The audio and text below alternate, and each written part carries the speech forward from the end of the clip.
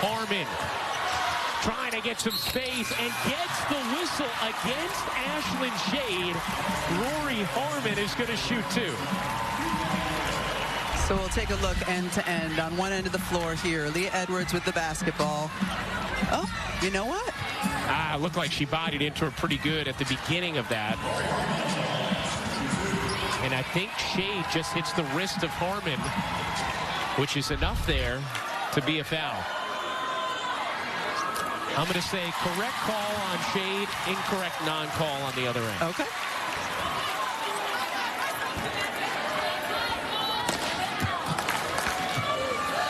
Harmon knocks in both free throws. 23 points, 13 assists, 5 rebounds for Rory Harmon.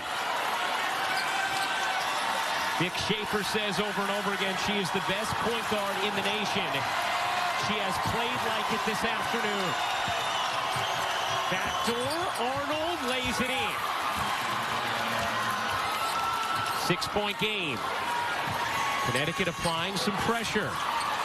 Harmon sending ahead Muhammad, flings it across to Gonzalez. Now Texas going to wind that clock.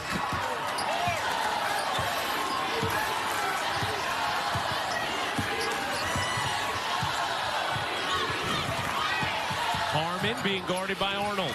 5 to shoot. Harmon gives it up to Booker. 3 to shoot. Booker, the fadeaway, off the mark, rebound, knocked around. Texas has it, and the putback for Muhammad.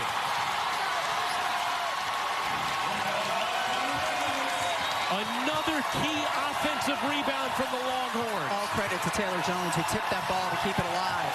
Mule is fouled on the drive. It's going to stay here, but the foul is actually going to be underneath against Jones, who was jockeying with Edwards. Here was the 16th offensive rebound of the afternoon for Texas. Yes, and just a little bit of a reach by Jones to keep that alive so a teammate can corral it. We saw that a lot from the New York Liberty in the WNBA this season. You can't get it, just keep it alive for a teammate. Donquil Jones, Brianna Stewart using their long arms, and a turnover here. Mule whistle for the offensive foul.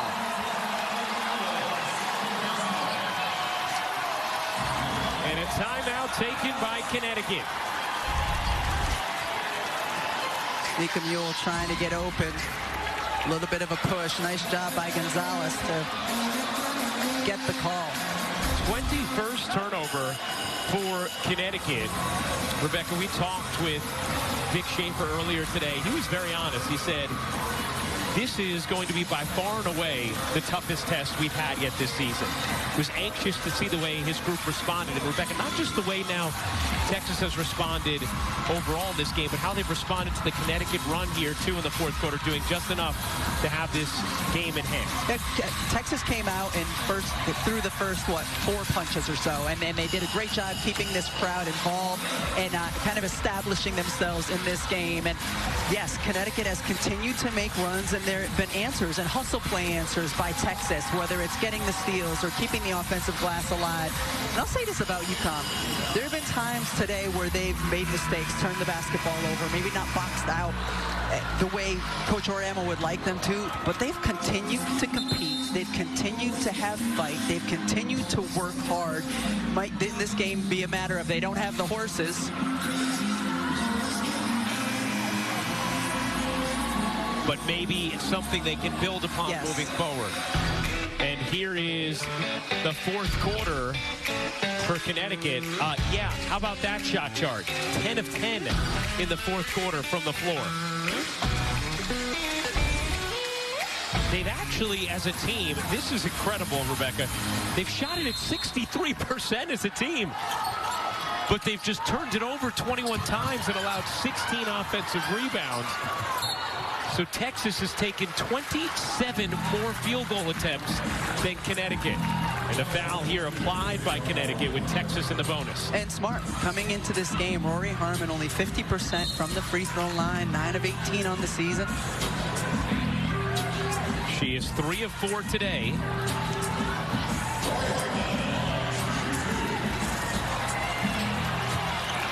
And her being a little more efficient from 3 and from the line.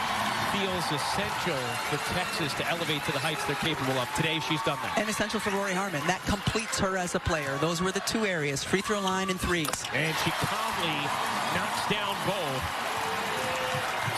Texas lead is back to 10. Under 45 seconds to go. Beckers will take the long two. Can't hit it. Booker. Wow. That is a dangerous pile with 4 players involved and Harmon at the bottom of it.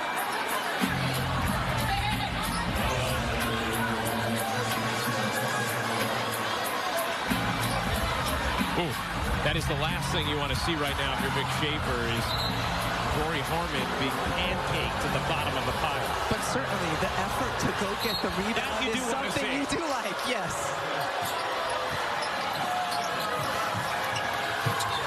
All cosmetic at this point. Arnold can't scoop it in. Banged around, loose on the floor. Jones dives for it. Texas has the possession arrow. And the shot clock turned off. See if Connecticut backs off with 24.8 to go and Texas leading by 10. This will be the earliest in program history that Connecticut has reached 3 losses. Previously, it was December 13th of 1986. Gino Auriemma hadn't even sent a recruiting letter to Rebecca Lobo yet. Connecticut hopeful that they will get Ayanna Patterson back, hopeful that they will get Caroline Ducharme back, which will give them depth in the post, will give them depth in terms of their guard spot and three-point shooting.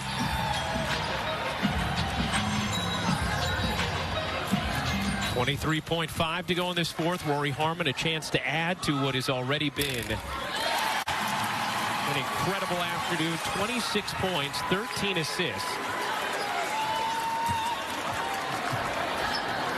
And Harmon has knocked down her free throws, too, when it's mattered most. Solid. She's just had an incredibly solid game.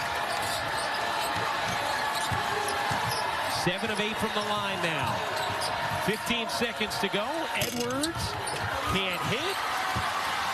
Harmon dashes ahead. Connecticut will back off.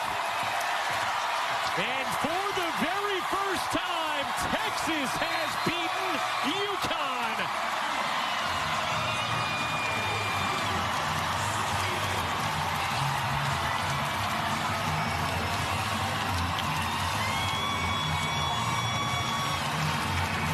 The 11th meeting, the charm for the Texas Longhorns.